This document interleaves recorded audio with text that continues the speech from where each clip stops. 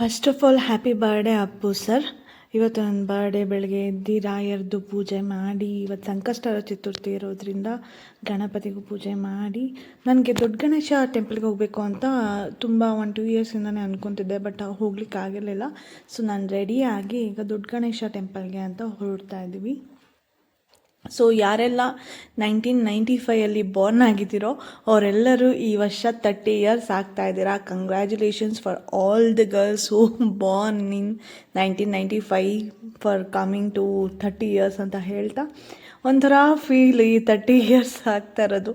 ಒಂದು ಕಡೆ 30 ಆಗೋಯ್ತಲ್ಲಪ್ಪ ಅನಿಸುತ್ತೆ, ಇನ್ನೊಂದು ಕಡೆ ಓಕೆ ಅನಿಸುತ್ತೆ. ಸೊ ದೊಡ್ಡ ಗಣಪತಿ ಟೆಂಪಲ್ಗೆ ಬಂದು ದೇವ್ರ ದರ್ಶನ ಮಾಡಿಕೊಂಡು, ನೆಕ್ಸ್ಟ್ ನನ್ನ ಫ್ರೆಂಡ್ ನನಗೆ ಅಂತ ಸರ್ಪ್ರೈಸ್ ಆಗಿ ಈ ಥರ ಮಾಡಿಸಿದ್ಲು.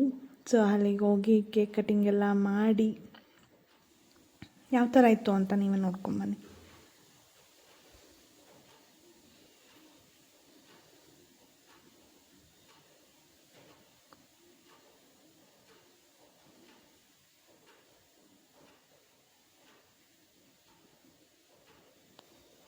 ತುಂಬ ಖುಷಿ ಆಯಿತು ಆ್ಯಕ್ಚುಲಿ. ನಾನು ಅವಳಿಗೆ ಯಾವಾಗಲೂ ಹೇಳಿದ್ದನ್ನು ನೆನಪಲ್ಲಿ ಇಟ್ಕೊಂಡು ಅವಳು ನಾನು ಈ ಥರ ಡೆಕೋರೇಷನ್ ಎಲ್ಲ ಮಾಡಿಸಿ ಸೆಲೆಬ್ರೇಟ್ ಮಾಡಿದ್ದು ಖುಷಿ ಆಯಿತು.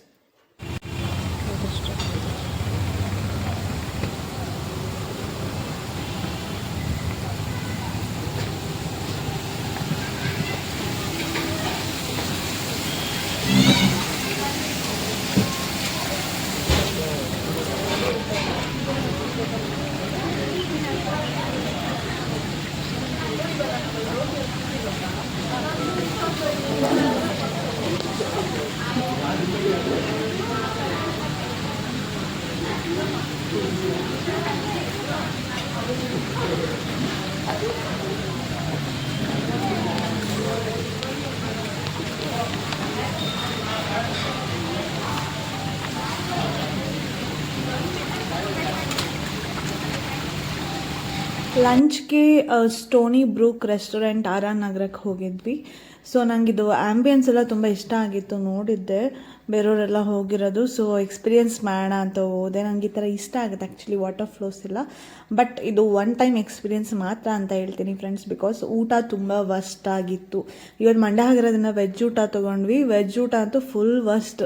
ನಮ್ಗೆ ಅರ್ಧಕ್ಕರ್ಧ ಎಲ್ಲ ವೇಸ್ಟ್ ಆಯಿತು. ಅರ್ಧಕ್ಕೇನು ನಾವು ತಿಂದಿದ್ದೆ ಸ್ವಲ್ಪ ಲೈಮ್ ಸೋಡಾ ಒಂದು ಚೆನ್ನಾಗಿತ್ತು ಅಷ್ಟೇ, ಬಿಟ್ಟರೆ ಇನ್ನೇನು ಚೆನ್ನಾಗಿಲ್ಲ ವೆಜ್ಜಲ್ಲಿ. ಬಟ್ ಇದು ವಾಟರ್ ಫ್ಲೋ ಆ್ಯಂಬಿಯನ್ಸ್ ಎಲ್ಲ ಕೂಲಾಗಿತ್ತು.